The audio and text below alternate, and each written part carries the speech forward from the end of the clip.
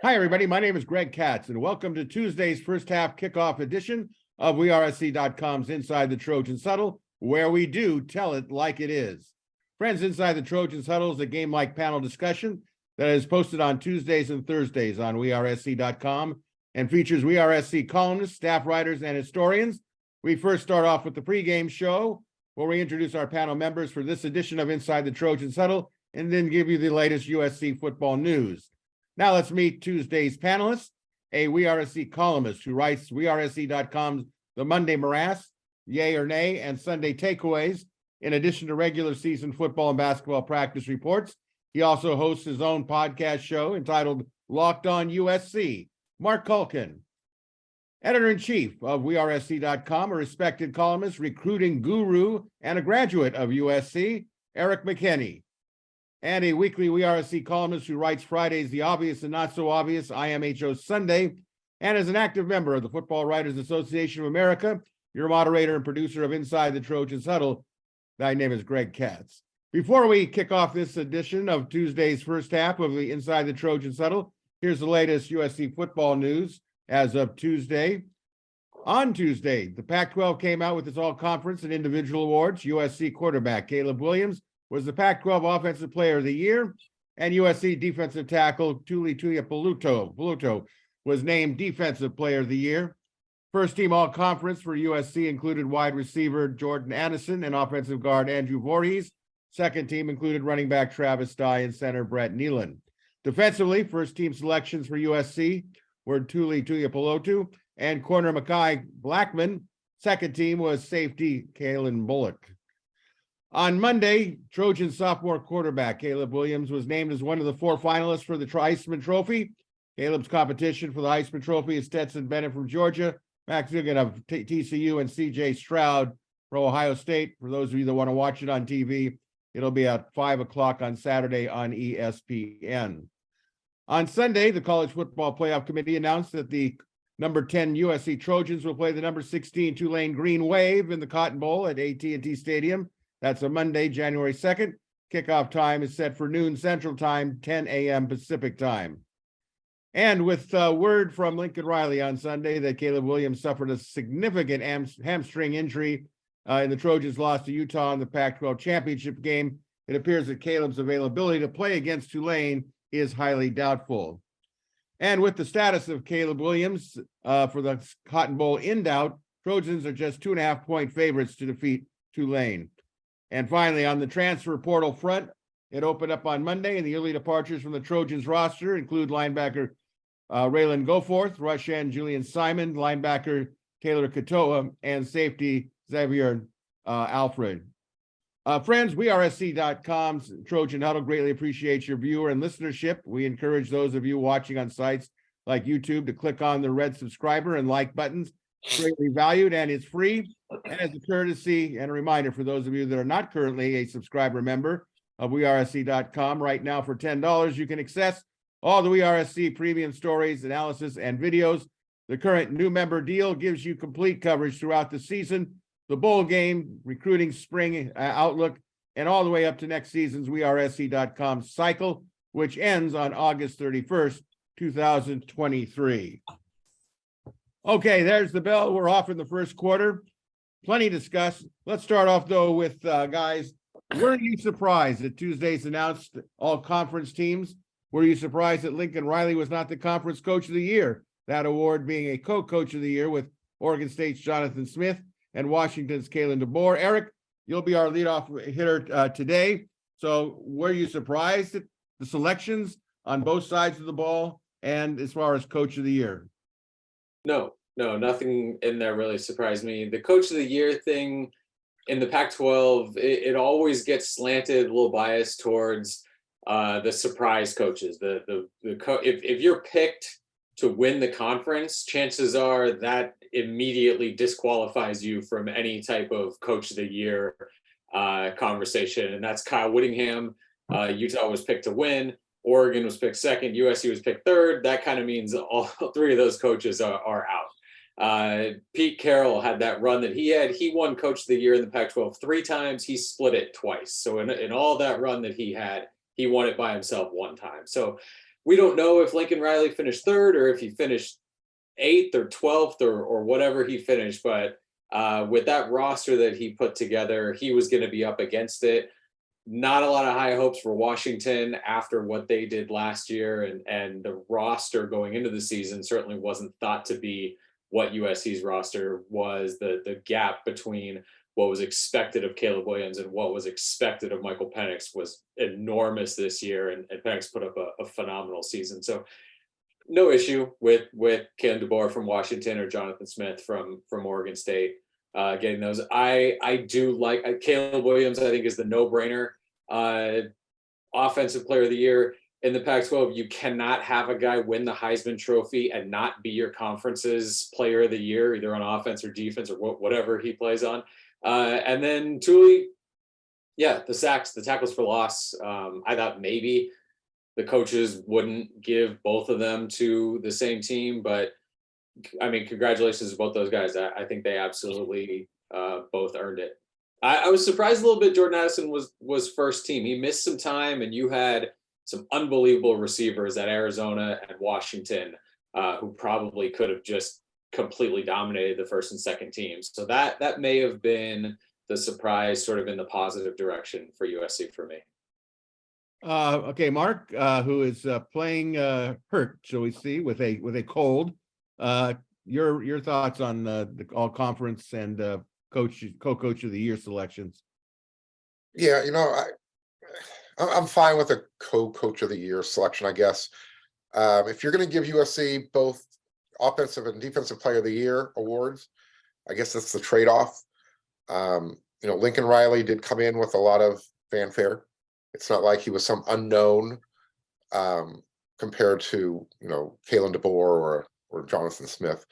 But yeah, big deal. USC had 4 wins last year. They turned into an 11-win team, so that deserves some, attention.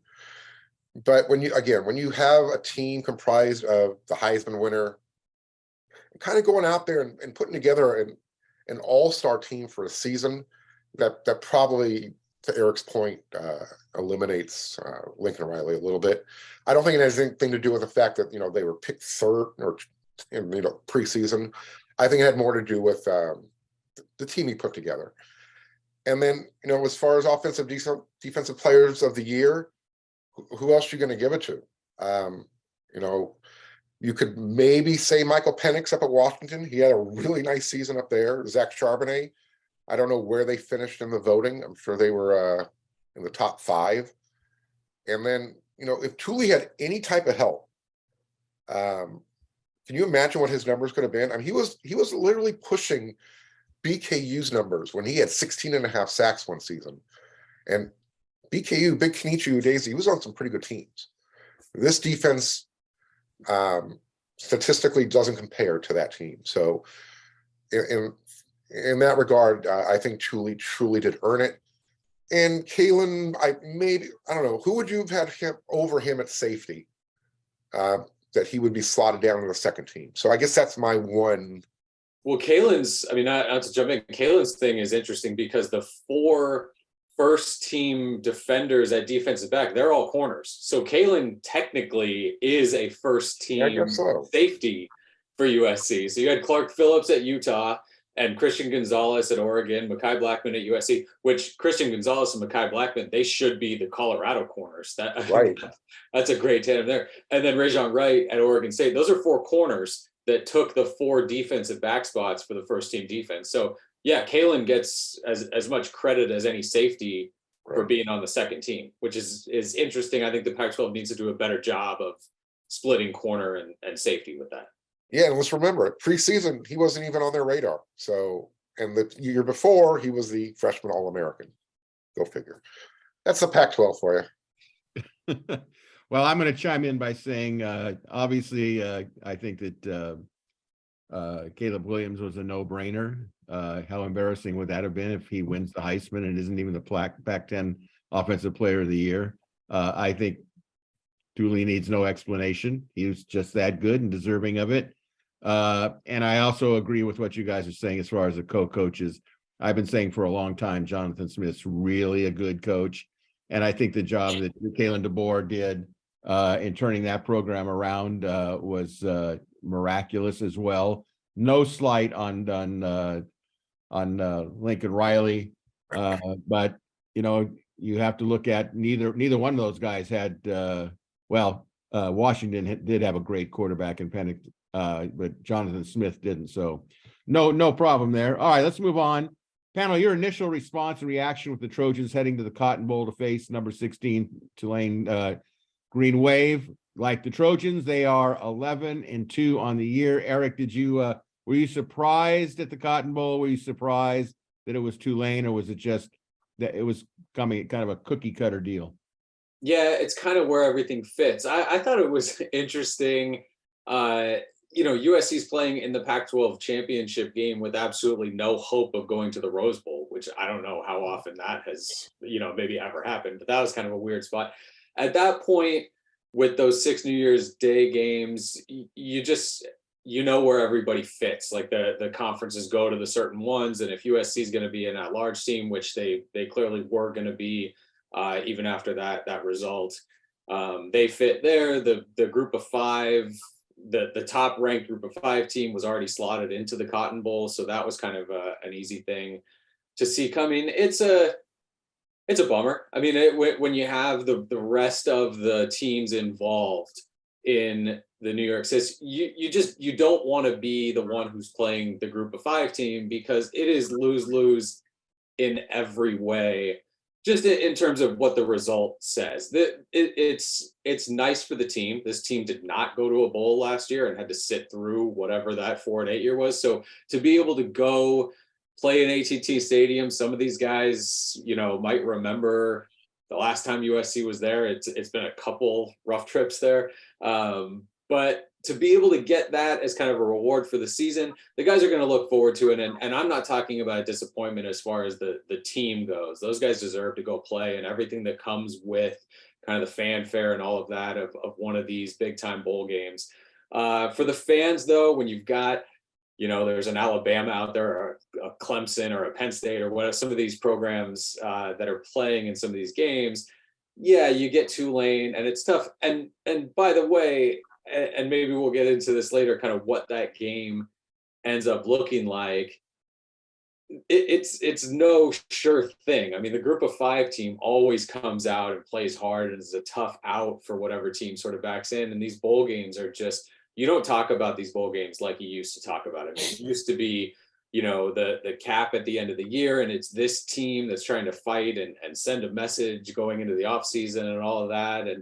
And now the bowl games, you kind of flick the light out, and it's like, whoever's still here, go ahead and go out there and play. And that's college football now. That's a lot of the bowl games outside of the championship game. So yeah, it's as I guess anticlimactic as it could be, where you still are you don't want to take it away from the players, because they earned a solid bowl game, and they should be able to go out there and get some support and play again. The Cotton Bowl is a good bowl. I mean, it's a good spot to be in at the end of the year. So you don't want to take away from the players, the coaches, or the staff at all in terms of talking about that. Mark, your initial thoughts. We'll get to the matchup itself in a moment here, but your thoughts when you learned that USC is going to play Tulane in the Cotton Bowl.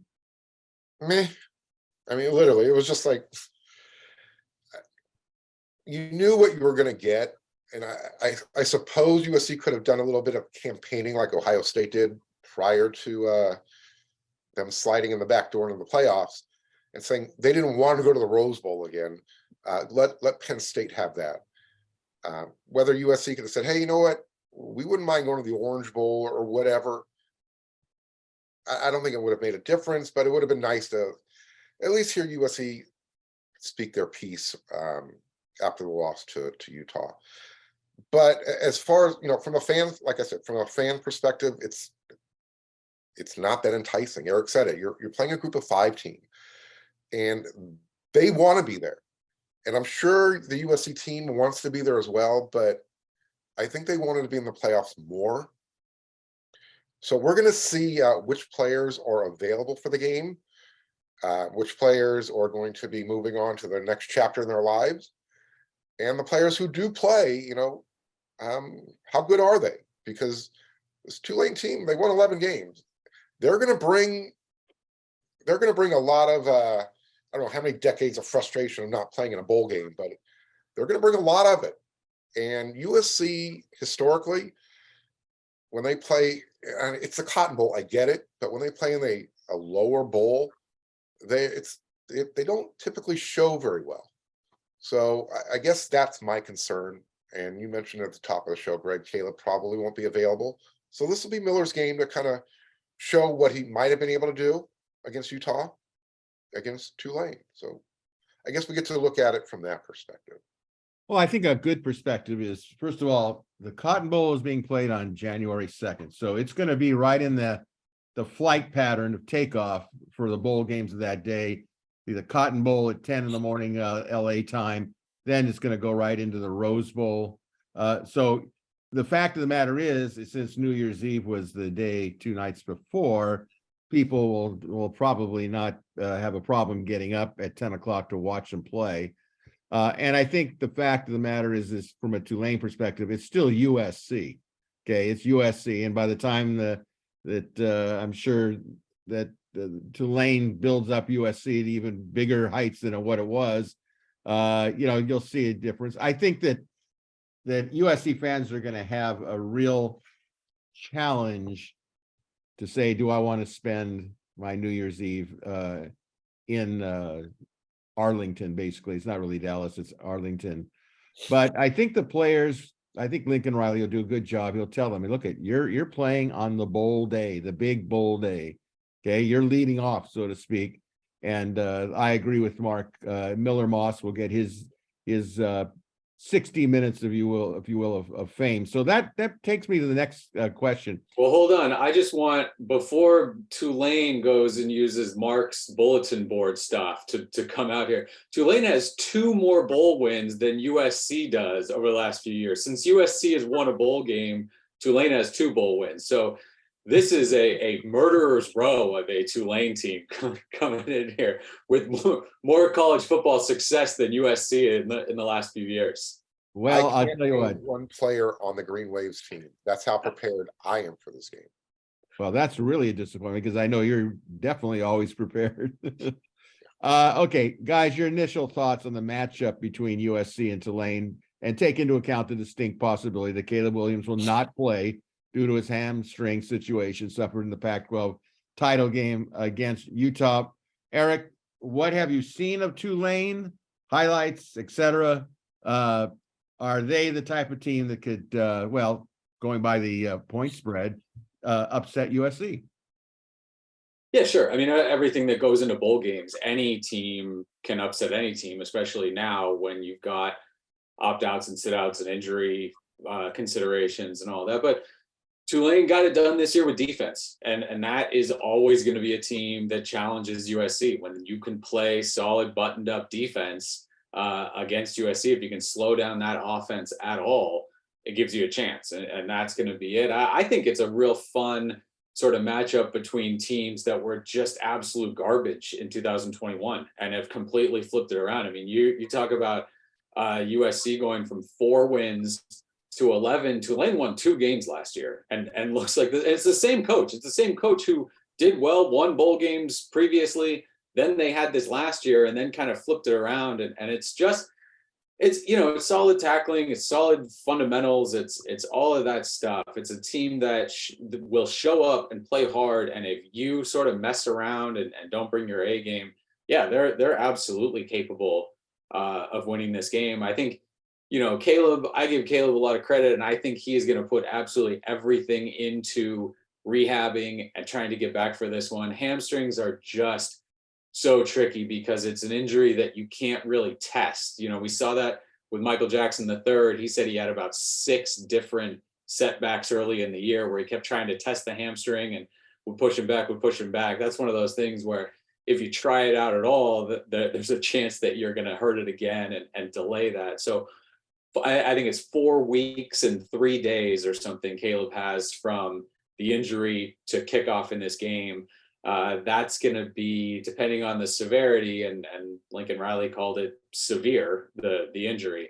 That's going to be tough. So The good news is if Miller Moss is the guy, and certainly Caleb Williams won't be practicing full speed, at least for the start of getting ready for the bowl game. So if you know that Miller Moss, or at least you start the practice with Miller Moss being the guy, I think it then becomes interesting. You know, USC, the roster, you're always going to have kind of enough guys to throw something out there and be competitive, I think. So it's going to be interesting. If this is everything on the line and USC's A team and you get a month to get everybody healthy, I'm not super concerned about a loss to Tulane. But under these circumstances, yeah, it's far from a sure thing for USC. Mark, your take on the two teams? As I mentioned, I just learned that their head coach's name is Willie Fritz, and I love that name. He's a grinder, you know. Look, he's worked his way up. He was at University of Central Missouri. He was at Sam Houston State and Georgia Southern. So there is a connection there. We found that 6 degrees of separation from Clay Helton to USC and Tulane and Willie Fritz. So look, I'll try and find out who these guys are. Eric said they're a defensive team. I'll take him at his word. I kind of touched on a little bit. USC, we'll see how interested USC is in playing this game. You know, they won 4 games last year. They won 11 this year. They're going to a major bowl game. Lincoln Riley should have them ready to go. I would prefer Miller Moss being the quarterback. Caleb Williams has nothing to prove anymore this year. So let's get Miller that opportunity to be the backup next year. So in case Caleb hears something pop in the back of his leg, there might be a little bit more confidence to put Miller in there. And that hopefully that never happens. But if it does, this is what you use the bowl games for, to get the younger guys ready, so they're prepared to play in the future. So I don't know. I think Tulane's going to have a big crowd. I don't think USC will be bringing a very large contingency to this game. And we'll talk more about it as I learn more about Tulane. I know nothing. I'm just not going to sit here and BS about it. All right, well, let me give you my perspective on it. I watched the highlights, the long version highlights of Tulane's conference championship game, and I was very impressed by what I saw. The Tulane offense has a great, quick, little running back. I don't think he's little. I think he's just short, and he can really make cuts and moves, and I like the quarterback.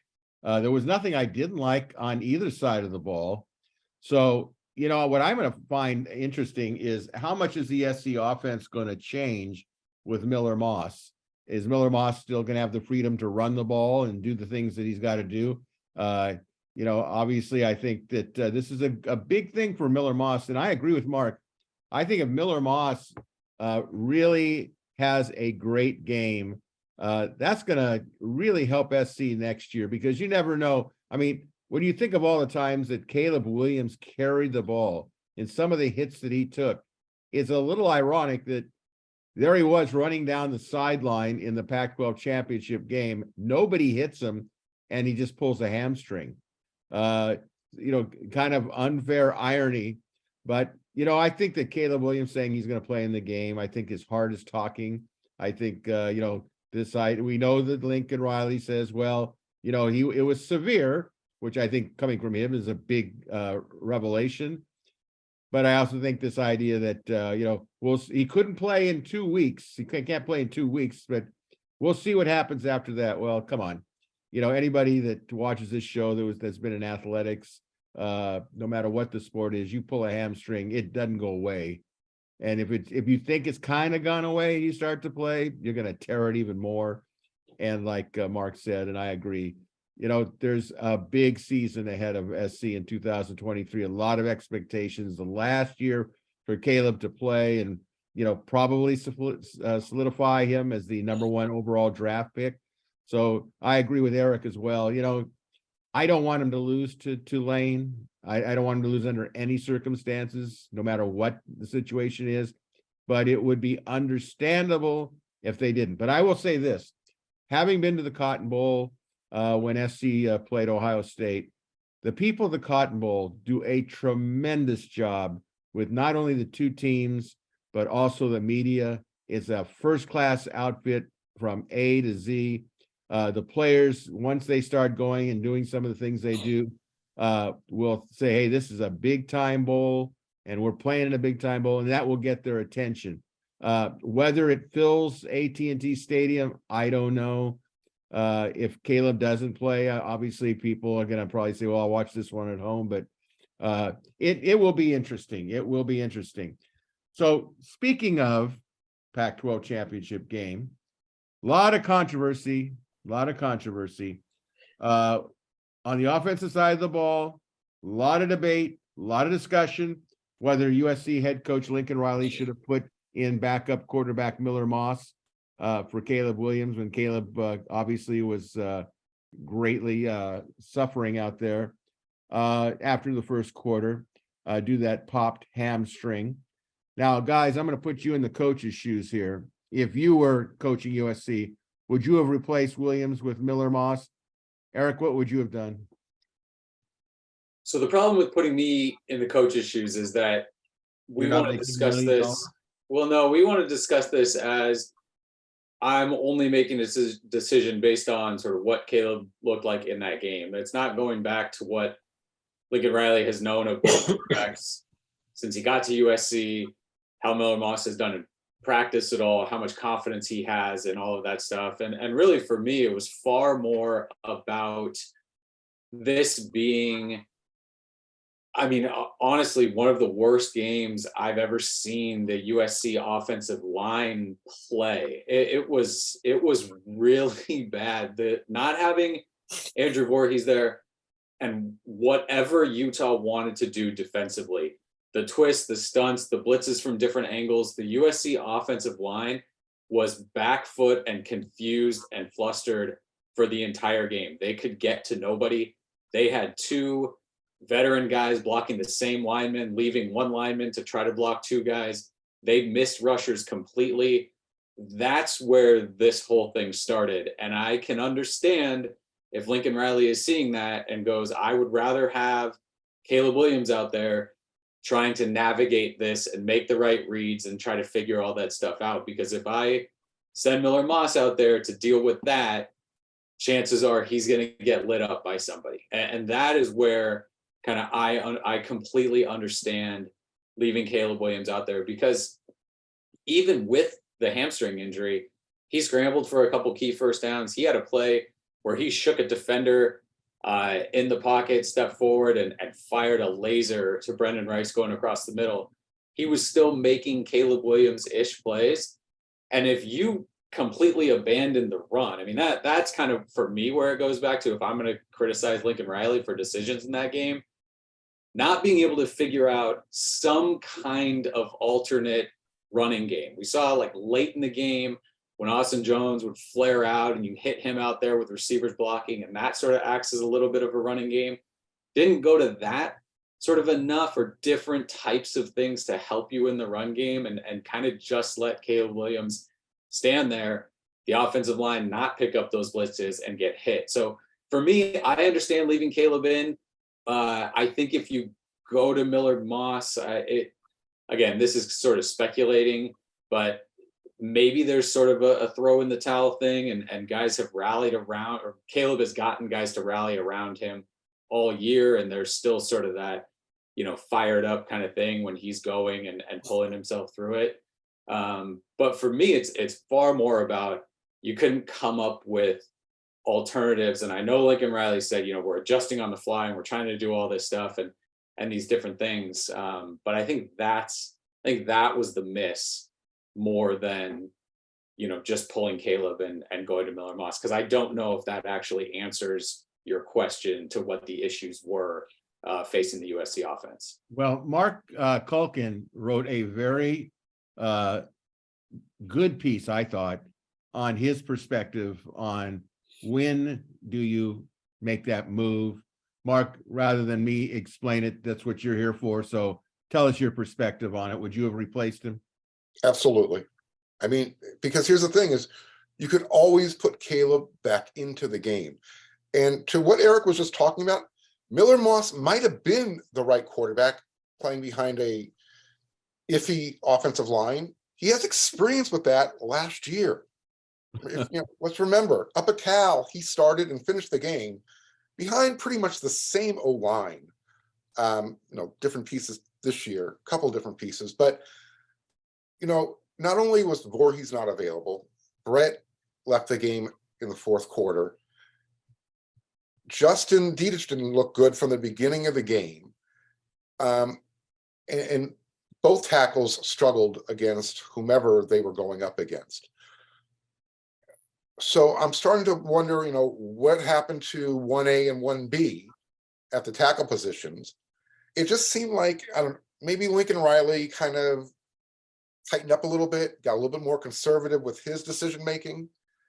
Again, they abandoned the run game way too soon.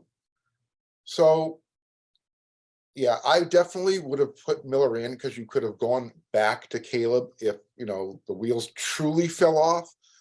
But when your defense is actually, forcing Utah to punt and you're getting a turnover and you've only given up 7 points, statistically, they're not playing well, but you've only given up 7 points in that third quarter and you're still in it. Why not give your offense a little bit of an opportunity to rally around Miller? I don't think it's a throw in the towel type of mentality. I know where you're going with that, Erik. I totally get that. If you do that in the fourth quarter.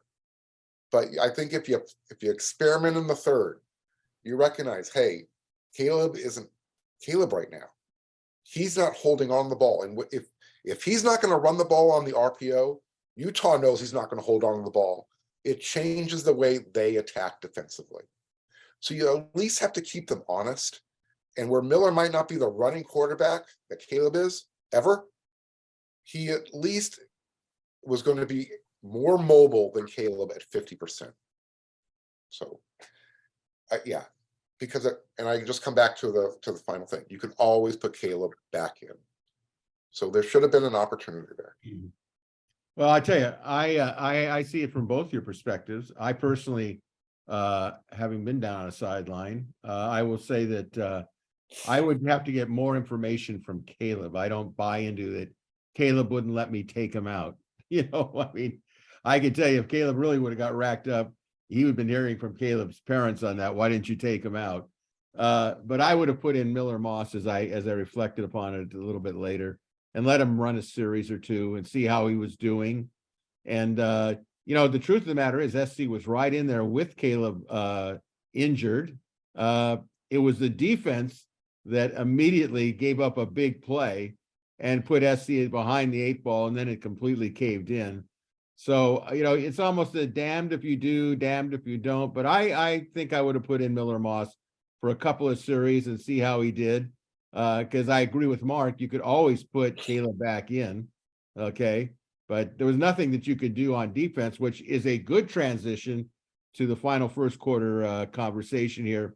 USC fans are in arms over the Trojans' defensive performance against Utah in the Pac-12 Championship Game. The anger is real. Many are pointing their fingers at defensive coordinator Alex Grinch. Guys, you think that's a fair criticism? And do you expect Grinch to return next season? Erik, your answers to both questions. I think criticism is fair. I think criticism is kind of always fair. Nobody has a perfect season. I do expect him to return. And honestly, I think maybe I know some of the roster was fixed with the transfer portal, with some of the incoming players. This was a historically bad USC defense last year. And it's tough to play really great defense in college football, especially when you're not great up in the front seven. And the question coming in this year, all of us had it. We talked about it forever in the offseason. Are they good enough in the front seven? And all of us said, no, they're not. So at this point, at the end of the year, when they're not good enough in the front seven and they're not generating a ton of pressure and doing anything against Cameron Rising, there's no surprise. It can't be like, oh my gosh, how did he not figure this out. When you just don't have the pieces, that's kind of how it is. I'm curious what happens this offseason, what it looks like next season. And I don't think that Alex Grinch should be on a, he can be here for as long as he wants, and there's no critiquing him or anything like that.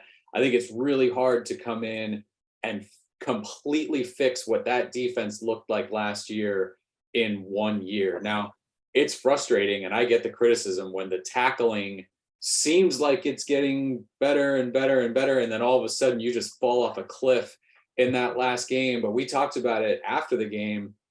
To me, that felt like individual defensive players saying, I'm going to win this game on this play, and I'm going to pull this ball out, and we're going to win, instead of just make the play the way you've sort of been making it up to this game, and see if the turnovers come the way they've been coming. So, I don't think that it's one of those, it's all the players' fault, but I'm certainly not going to just say, oh, if you get rid of Alex Grinch and bring in a defensive coordinator, all of your problems are fixed. And I think there's a conversation to be had about it where you just installed a completely new defense, a completely new offense in this past offseason with a bunch of new guys coming in, likely a bunch of new guys coming in this offseason, and then all of a sudden you're going to uproot that defensive system you put in and try to put in a new one. It's a lot of moving parts for when you bring in Lincoln Riley. You think, okay, continuity for the next few years, which is not something that the team has had. So again, I'm not telling USC fans, hey, you're completely wrong to be upset or kind of frustrated about what's going on. I do think Alex Grinch is a good defensive coordinator, and that's coming from people who have covered football forever and seen everything that he does, and really likes kind of how he handles this. And I get that there's some Oklahoma baggage from the way that those teams played. But I at this point, I think maybe it's more harm than good to change him out and bring somebody in. That being said, if he gets a better job, either a head coaching gig or if he wants to be a defensive coordinator somewhere else, I don't think it's the end of the world if USC does have to do it. I just think that personnel and all that kind of stuff could use another year of sort of shoring up with him. So again, frustrated, yes, absolutely. That the defensive performance in a lot of those games was not good enough for what USC should expect. I think that expecting a whole lot more than what the defense did and Grinch did in year one was kind of maybe hoping for miracles. Mark, what did you think? Do you think that, answer the easy question, is Grinch going to be back? And is it fair criticism of him with the way the defense performed? So the only way he's not going to be back is unless, Lincoln Riley's got someone better out there, knocking on the door saying, give me the job. Or, someone who offers Grinch a promotion to a head coaching job. Now, is there valid criticism? Absolutely.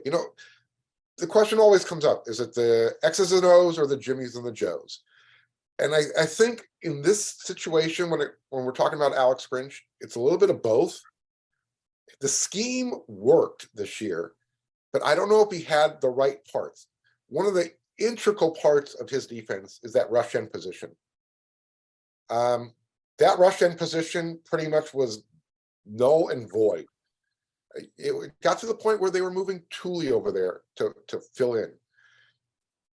We have to be honest here. We've had 2 years of Corey Foreman, and he hasn't panned out yet. He's the #1 high school defensive player in the country coming in under 2 different defensive coordinators. So at some point, you got to look at the player and say, when are you going to step up?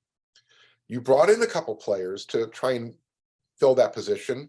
Romello Height from Auburn, he came in, he got hurt. He was never heard from again this season. Solomon Byrd, he had some nice moments. But other than that, you got nothing out of that position. You had a little bit of a surprise with Tyrone Tulane on the defensive line. But after Thule and Tulane, again, what else did you have? Nick Figueroa, it's almost like he regressed this year. It's like he got slower.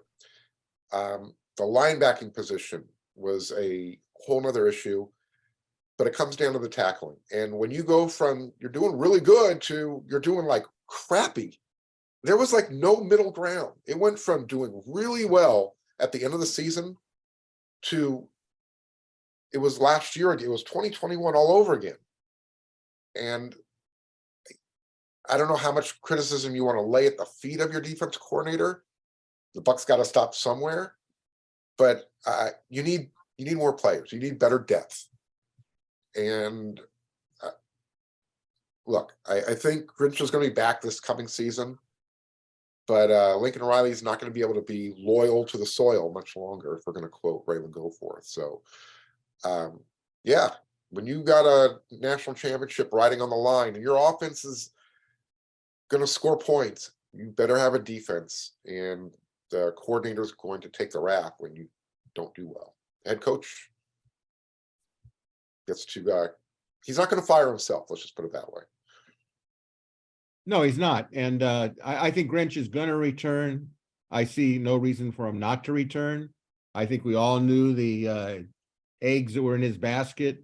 I think Mark brought up a very good point. The people they were hoping would be great rush ends didn't pan out for the most part. And when you're moving the defensive player of the year around and say, where's Waldo?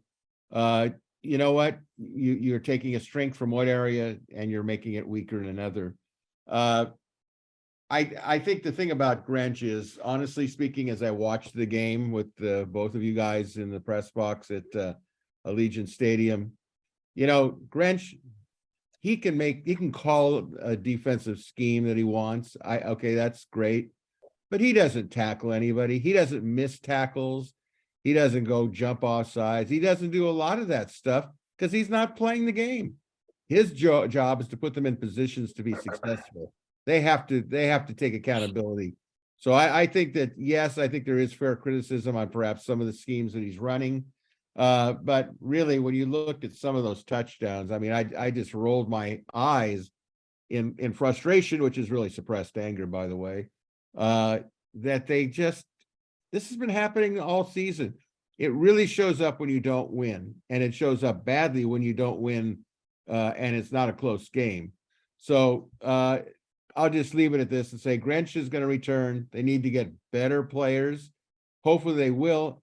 Hopefully there is not that stigma out there in the transfer portal that SC is an offensive-minded team and doesn't give a lot of emphasis on defense. I hope that doesn't play into it.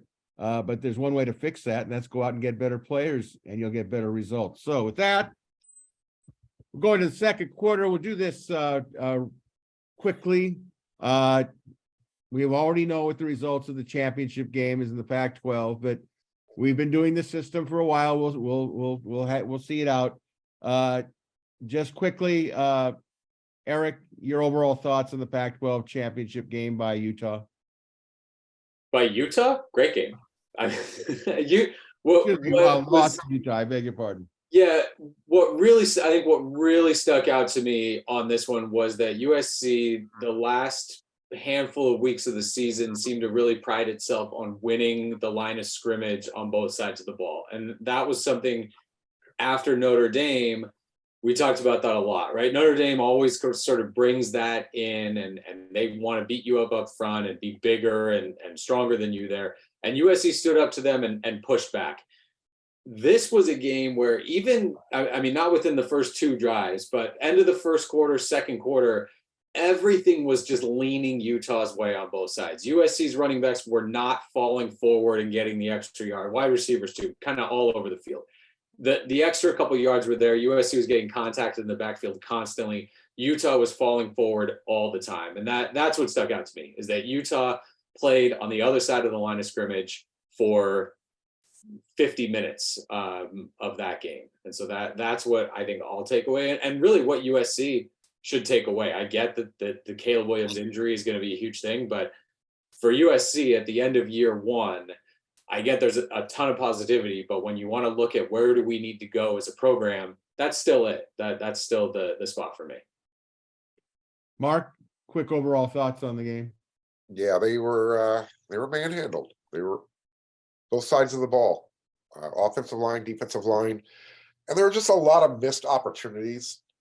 You think about, the near interception or the near pick six, and then on the following play, Utah scoring a touchdown. I don't want to say that the moment got too big for them.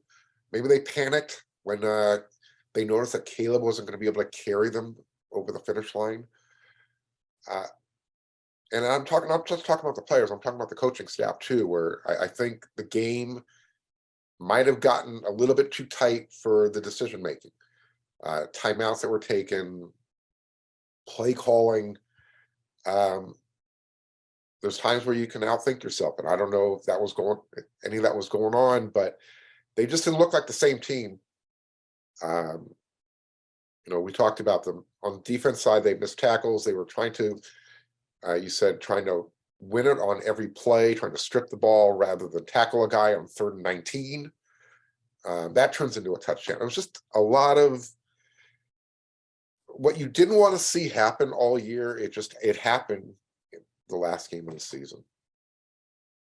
Well, Lincoln Riley did say in the post-game press conference that Utah, he kind of glanced by it a little bit. And I think it goes to Mark's point that Utah had a lot of experience, and his ball club, his being USC, did not have experience in that type of spotlight moment.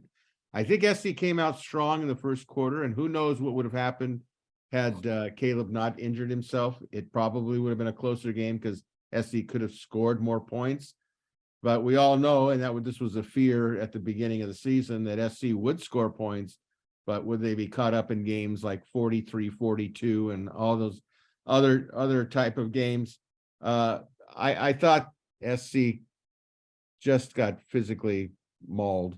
I hate to say it, really the first time all season I thought that was really the case. And I think I was a little bit disillusioned myself, honestly, the way they dealt with UCLA and then Notre Dame, and they held their own. But Utah was a whole different animal. SC seemed to recoil, and Utah said, let's bring it on. And it was just like two attitudes. And of course, losing, they didn't really lose Caleb because he was still on the field, but they knew what was happening. So let's just move on. Give out some specific grades on this one. Let's start off with the USC offense. Brief comment if you want, but Eric, we got quarterback, running backs, wide receivers, offensive line. Quick grades for each one. They all get D's, I think. I mean, it was not a great, maybe it's incompletes, right? For the quarterback and that kind of thing. The offensive line is a D- bordering on an F. And I think that we rightfully praise the offensive line all year. It's a good group. Those are solid players. This game, whatever the scheme that Utah ran or what they did, heads were swimming and looking in different directions. And whether it was kind of not being prepared or just not reading the moment or again, thinking that you needed to do too much, it was going the wrong way. It was picking up the wrong guys. It was just leaving your quarterback absolutely to get hammered in the backfield. And that was a lot of the game there. And for me, that's what stood out was just, you have bad games. Every once in a while you come out and it's not there for you and you just kind of struggle through it. It happened to seemingly a lot of the offensive linemen at the same time in a bad situation. And again, these are solid players. These are good guys that have played well during this season. So for me, that's kind of the whole focal point. Again, it's Caleb Williams. Austin Jones never really got a chance to get going. I thought he had a nice solid run, but once you take away, like Mark mentioned, you take away the RPO threat, and then USC didn't have just a forward, up and down, north-south running game there, and he struggled because of that. The wide receivers they're always going to make plays. You had a few on some busted coverages that got big plays, but the one that stands out to me is you've got Clark Phillips and you've got against Jordan Addison one-on-one, and Addison has a chance to win on a slant, and Clark Phillips makes the play. That's two of the best players at their position in college football going at it. And again, you're never going to win 100% of them, but there was that opportunity on that one play, and Clark Phillips won that. I think maybe on the inside, Taj Washington wins, and you've got a touchdown pass there, but that was big. That was a third down where USC could have gone up 21 and ends up kicking a field goal there. So again, just not great grades across the line for me for the offense. Mark, how did you see the grading?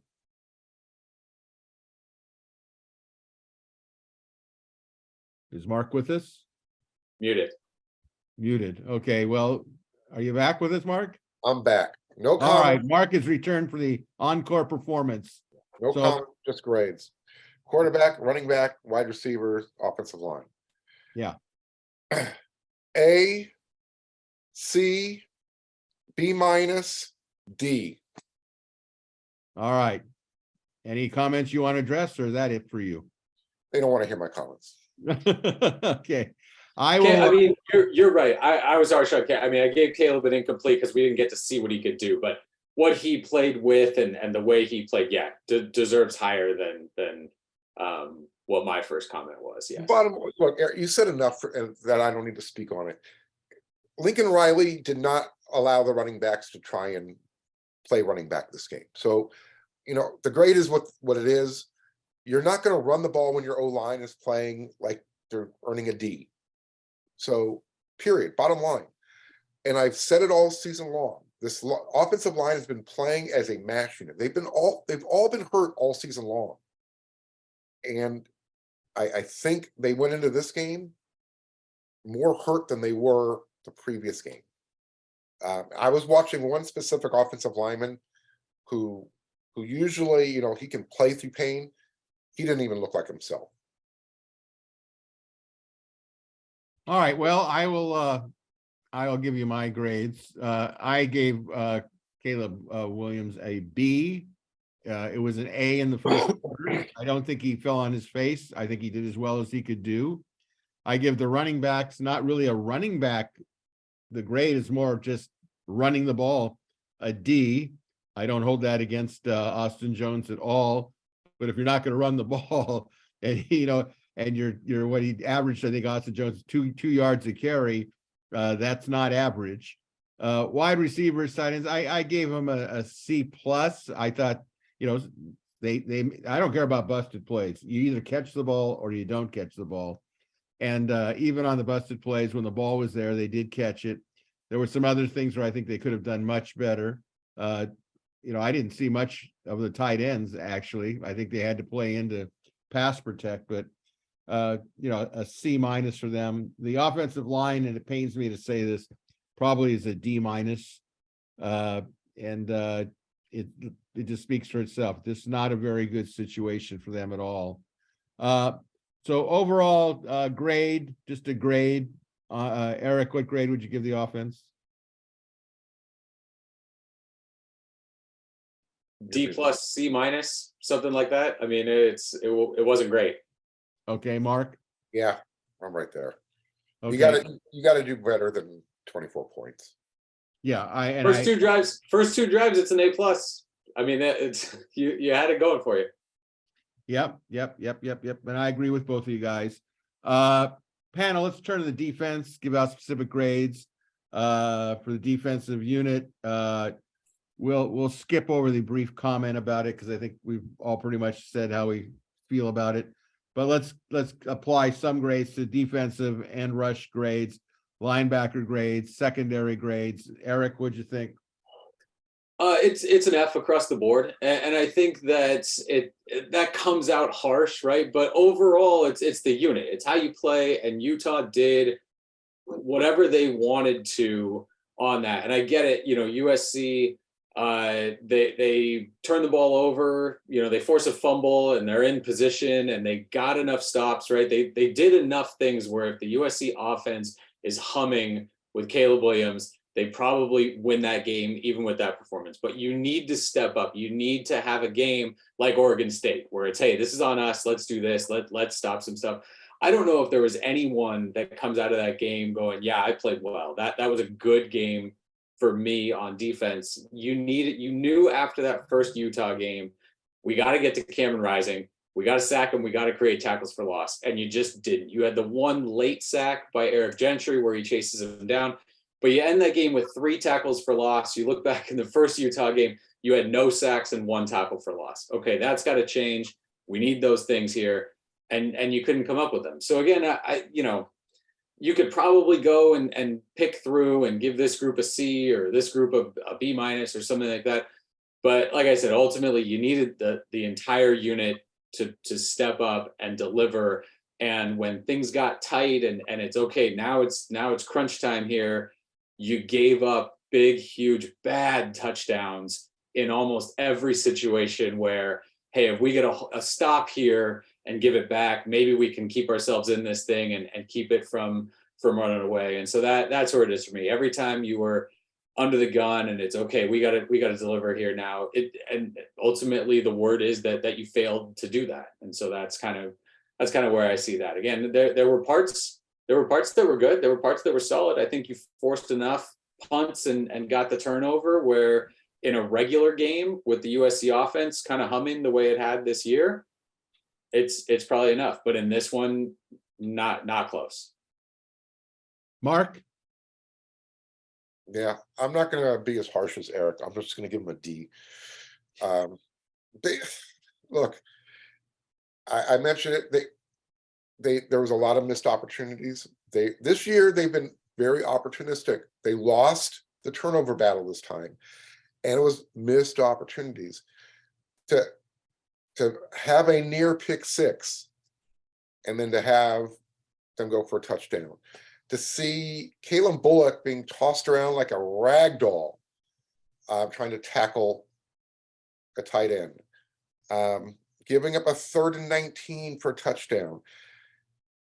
And Eric touched on it again. You're not getting any pressure in the backfield whatsoever. It's a hard pill to swallow. So you give him a D, and you say, hey, Raylan, go for it. That was a hell of a hit you put on Cam Rising. That was a highlight. And Mekhi Blackman, maybe if you get your other hand up there, you get the interception. It's those types of things that, take you from when you're under the gun to, getting shot by the gun, so to speak. And that turns out to be the difference in the game. The scoreboard looks much bigger, but remember, it was what, a 10-point game with 10 minutes left. And then the roof just caved in. You had the late interception by Caleb, and I think that's when the defense just went. I think that's when the balloon kind of just went. That was well done, I might add. That was very graphic. There you go. I look at the first quarter and I said, okay, we're up. We're looking good. Everything seems to be under control. But when it came to crunch time, the fourth quarter really showed it up because SC was in the game, as Mark said. And to me, that's when the air did go out of the balloon. I'm going to give grades all the way down the line, D-, because when the crunch time is there, you really have to step up, and they did not step up, which kind of took away from what the offense had accomplished a little bit earlier in the fourth quarter. So let's just ask this question. Overall grade, Eric, for the defense, just letter only. Well, you guys have convinced me to raise it considerably. So it's a D for me. I mean, Utah ran 8 plays in the fourth quarter and scored 3 touchdowns. Like that again, you from what we know, the entire defense didn't tear its hamstring during that game. So again, just kind of a collapse there at the end. Mark? Yeah, I give them a D because USC's offense had 1 yard of offense in the third quarter.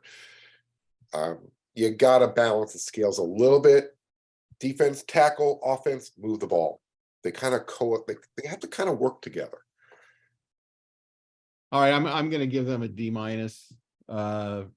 That's my overall grade. Panel, give me your overall grade, a brief comment on the Trojans special team. Did anything stick out there to you, Eric? No, I don't. The offense, like Mark said about the third quarter offense, 1 yard or 30, I think it was 30. What did you say? 35 yards in like 26 minutes of of game time, and then the defense at its place. I honestly could not tell you a special teams play from that thing. Those two, the offense defense, are the ones that I remember. Mark? I thought Alex Stadhouse's kickoffs were fantastic. A. All right. I think that I agree. Stanhouse was on fire. He was getting the ball in that end zone. I think the play that sticks out for me was that, I don't know how to say it, the top return where it was fielded by one of the Trojans and he threw it backwards.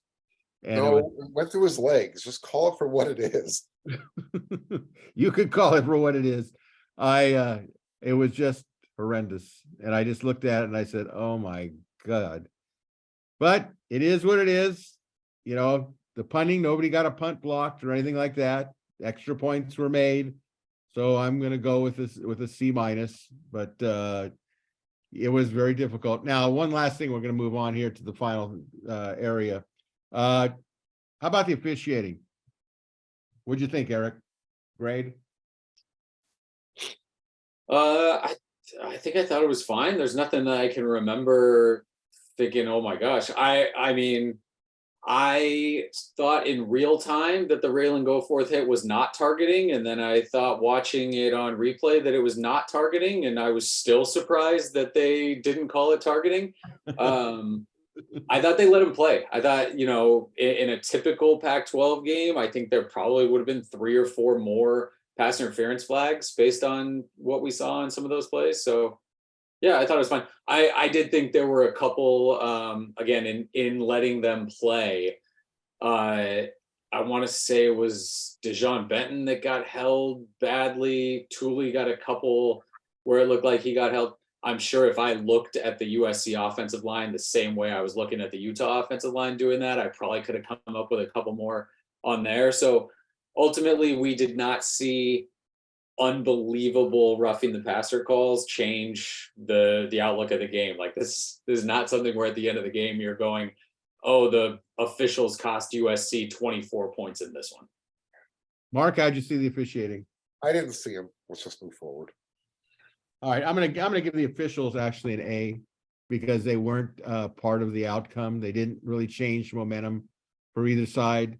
And I thought, given the history of Pac-12 officiating, they did an excellent job and they deserve credit for that. So with that, let's go to the viewer questions, panel answers. Feel free to jump in. This is question 1 from the Trojans fan in the Valley. While the 2022 defense was opportunistic, the D-line was once again exposed as soft and schematically challenged. In the championship game second half, we had multiple plays where SC only rushed only 2 or 3 linemen, and throughout the night did produce any pressure on Utah quarterback other than 1 sack by Gentry, a virtual repeat of the first game against the Utes. How does Coach Lincoln Riley and Grinch address this so the same won't happen again next year? Will transfers be enough, or is it a problem with Grinch's system and play calling? Can they bring in the talent and depth for both lines? I'll answer some of this. We've already addressed the Lincoln Riley and Grinch situation. We all agree that they'll be back. We all agree that they need to get an influx of talent on both sides of the line, of course. And will transfers be enough once he gets them for Grinch's scheme and play calling? And I think that's the question, is when Grinch gets his type of players in there and with his play calling, is it going to be enough to propel them to the upper echelon? Anybody have any thoughts on that? Yeah, how far into the season was USC leading the nation in sacks this year, or a top 4 team or something like that in sacks? Like this team generated sacks and tackles for loss. It was against good offensive lines, solid offensive lines with good quarterbacks, where all of a sudden you couldn't get it done. And that's, to me, if the scheme is generating tackle for losses and sacks and all that in a chunk of games, the players have to be better than the other players at a certain point. So no, this scheme results in sacks, results in tackles for loss. I thought Mark earlier on, when he talked about that rush end spot, the coaches were not quiet about that heading into the season. When this defense is good, that rush end spot is elite. And that guy is generating sacks and tackles for loss and major disruptive plays. That did not happen consistently for USC this year. And it has happened in this scheme in the past when they've got, NFL second, third round picks in the NFL. I think Nick Bonito was there in that spot last year for Oklahoma. And I think he ended up with 9.5 sacks for Oklahoma last year. So it's possible the scheme can generate it when it has the players that are doing that. All right. Question 2 from Don, AKA Bama from Alabama. If, in capital letters, LR fires Grinch, who would you like to see at DC at SC? I'll chime in. I think that's a hypothetical. I understand the question. But the fact of the matter is I don't think he's going to fire Grinch. I would be shocked if he did. So I really can't answer that. Pete Carroll. Well, there's a good one. I would say if he goes after somebody, he'll probably be able to pay them what they want, which means I would suspect he would get a good coach. I think what Riley would like to do is give the defensive staff autonomy, so to speak. Just fill me in on what you're doing and trust them while he takes care of the offense. Any other thoughts? Buddy Ryan still alive? Not last time we checked, no. And I don't think any of us are just dismissing the question, right? And that fans are concerned about that. Like I don't want it to be like we're sitting here going, there are no issues. How could you even think about bringing a defense going? But in terms of actually Lincoln following through on that and saying, you got to get out of here in 1 year, where they had to know, look, we don't have enough quite yet on defense. There's strides there, and you brought in some guys, but no, it would shock me if he gave him 1 year for a defense that really played well enough all year to win every game. Again, if USC doesn't have like 1 yard in the third quarter against Utah and Caleb's healthy, maybe they win that one too. All right, from Corona Trojans fan from Vancouver, Washington. How much of a hit to the USC or Trojans mystique occurred with the loss to what normally is perceived around the country as an underachieving Utah program in the Pac-12 Championship Game? I believe there were probably a lot of podcasters and or sportscasters / sports writers who thought USC should easily win based on the Trojans offense alone. My comment was, and I will plead guilty to this, I thought SC would win by at least 10 or more. They weren't playing in Rice-Eccles Stadium. I thought SC, based on the previous 2 games, was playing elite.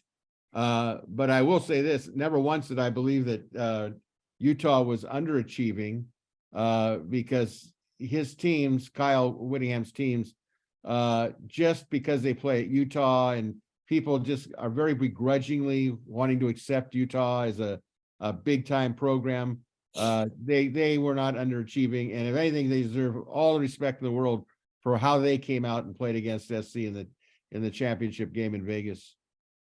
Yeah, no, look, if anybody had Caleb Williams is going to get hurt on their bingo card and USC is going to look like crap in the conference championship game, raise your hand, because that was literally, as much as you want to give credit to Utah, and they deserve a lot of credit, I think you would be pretty naive to not admit that Caleb Williams, less than 50%, is a different team. USC is a different team with Caleb Williams playing it at less than his 100% ability. And the takeaway from this year is USC took significant steps forward. The takeaway is not, oh my gosh, they lost to Utah in the Pac-12 Championship. Utah was the overwhelming preseason favorite in the conference. They started the season at number 7. They ended the season at number 7 nationally. Like this is, this was not losing to an unranked team by 23 points to end the season. So no, I think the mystique is alive and well, and certainly better than it's been in any of the last, 5, 6, 7 years. When the score was 17-3, there was plenty of mystique still there. That's a good point. Question 4 from Trojans 2021 from Florida. How many players from the transfer portal should we expect SC to sign? And like the Buckley kid, those of you who don't know, Buckley from Bakersfield area, decommitted and is going to UCLA now. Is there a chance we can ask more kids who are committed to look elsewhere so we can load up more on players from the transfer portal? Comments? Yeah, recruiting questions are unanswerable with NIL. I mean, honestly, like that's where we've gotten to with this. And, clearly you'd love Scott Schrader to be on here to provide some clarity on that. But honestly, after covering recruiting for as long as I have, NIL has made it so that a coach can absolutely nail a recruitment beginning to end. And 2 minutes before the kid decides, all of a sudden, I'm going to this school now. So guessing, especially with guessing transfer portal numbers, when you don't know who's going to go in, you don't know what's going to happen, you don't know what kind of arrangements players have before they go in. You saw an Arizona State lineman go in, and all of a sudden, a couple hours later, he's committed to Michigan. You had a Cal defender go in, and I think it was like 3 hours later, he's committed to UCLA. Like there's a lot of stuff sort of set up where you don't actually know. Throwing it out, I would guess double digits again, maybe 10, maybe not, not 20. Not 20. But a chunk, I think. And yeah, there's always a chance that committed players could be asked, because again, you just don't know. You don't know if all of a sudden, a freshman off his true freshman year is going to jump into the portal. And now you're saying, maybe we don't need one of these committed guys to come in because we're not bringing in a senior. We can bring in a guy with still 4 years left of eligibility. So a lot of kind of guesswork, and you really just don't know. But yes, I think there will be another pretty healthy chunk of guys brought in from the transfer portal, not 20. Mark, how many numbers do you think? Yeah, 12.5 over under. I don't know. It's going to be double digits, and we talked about this during the season, Eric and Greg, in the press box. You can build a team through the transfer portal now. You can literally cherry pick. So Lincoln kind of filled the roster up on the offensive side of the ball in 2022, and he put some pieces in place on the defensive side. You saw some productivity from Mekhi Blackman, Shane Lee, but I think that's where you're going to see USC kind of focus their energies in the portal this round, is on the defensive side. Go fill those holes with players who, they were a freshman last year maybe, and now they're going to be a sophomore coming to USC. You got a couple players who didn't play much this year or played very little, Damani Jackson and Zion Branch. So it's going to be weird to see how Lincoln decides to build USC's roster going forward. I don't think the high school ranks is going to be the way. You go there for your quarterback, for your elite, super elite player. Other than that, I think the transfer portal is going to be half of your class every season. Well, since you brought up Mekhi Blackman, let's go to question 5 from USC, the one. Besides Mekhi Blackman, our corners never look for the ball when it's thrown their way. Is this poor technique, scheme, lack of talent? It's been like this for years. Is this a Grinch or Dante being Dante Williams, cornerback coach, issue? It's been a great year. Our 2 losses, one game by phantom calls and the other mostly due to injury to the best player in college football. I love listening to your shows, asking and responding to you guys. Thanks, and fight on. I coached for so long that I came to the conclusion very early on, you can lead a horse to water, but you can't make it drink. You can show a player over and over and over in practice what to do, and you hope they can translate practice to the game. Some players, when they get in the game, they just go back to just their innate thoughts of what they almost discard what they've been taught because they get overwhelmed with the situation and they don't have confidence in what they're being taught. And it works to the detriment of in this case, the defense. Any other comments, you guys, from this question from SC the One? You don't go ahead, Eric. They practice looking for the ball. They don't practice playing corner with their eyes closed. No, it's Dante Williams and Alex Grinch are not teaching a different style of corner than every other coach in the country. It's hard to play corner. I mean, look at what Caleb Williams and the USC receivers did against most of the other corners that they went against. Like, it's, if you can knock a ball down, if you can just be in the way, you're doing a good job. If you're an elite corner, then yeah, you can do some extra things. But corners give up receptions. I mean, that's kind of how it is. And people wonder why Grinch doesn't bring more exotic pressure with multiple players getting after the quarterback. Maybe there's a concern with his cornerbacks. It's not that they're not trained to look for the ball, but when you get beat, the natural reaction is, look at the guy who's beating you, and you're chasing the guy. It's not so much you're forgetting about the ball, but until that receiver looks for the ball, you're not going to turn and look for it. You're trying to catch up to the guy who just ran by you. So there's a lot in play. There's a lot that goes on playing secondary, and it's too bad Chris Arledge isn't here to kind of elaborate on it, so to speak. All right, from Troy SC 91, given how Grinch's defenses were average to below average in Oklahoma and his lack of ability to attract defensive portal players last year compared to Lincoln Riley on offense, why should we expect major incoming talent defensively through the portal this year? Fight on. I think SC will get talent defensively because, number one, SC's defense will get better with better talent. There are openings. Players want to play. They want to play on a good team. They want to be going to a system that's going upswing.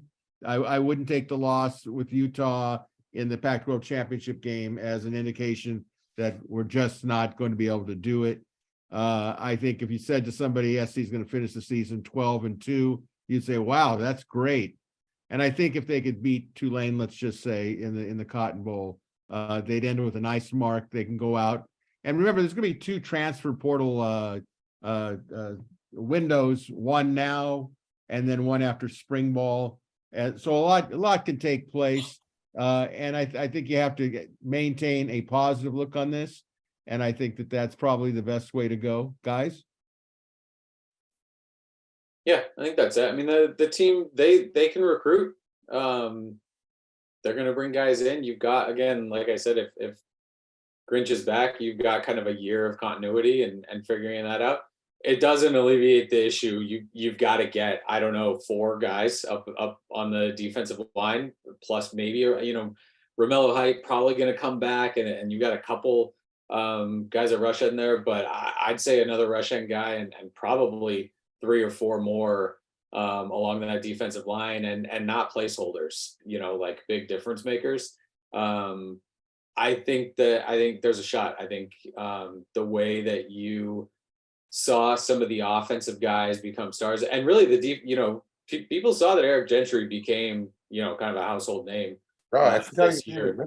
Yeah. And dealt with kind of some injury stuff and didn't play the entire season. And so Mekhi Blackman's a guy who can kind of speak to it and recruit guys. He was good at Colorado, came to USC, went to another level. So I think they're going to be able to bring in some guys. Look, if we're comparing, why can't this guy recruit for his side of the ball as well as Lincoln Riley can recruit for his side of the ball? We're going to have a lot of, people coming up short. Trying to compare them to Lincoln Riley with his track record and what he's been able to do. I mean, this guy just churns out Heisman Trophy winning quarterbacks. So I don't think you're going to get, the Heisman winner on defense coming in, but I think that next year's defense has a chance to be good. But you're right. Like you need to expect an infusion of talent, especially in that front 7 through the transfer portal.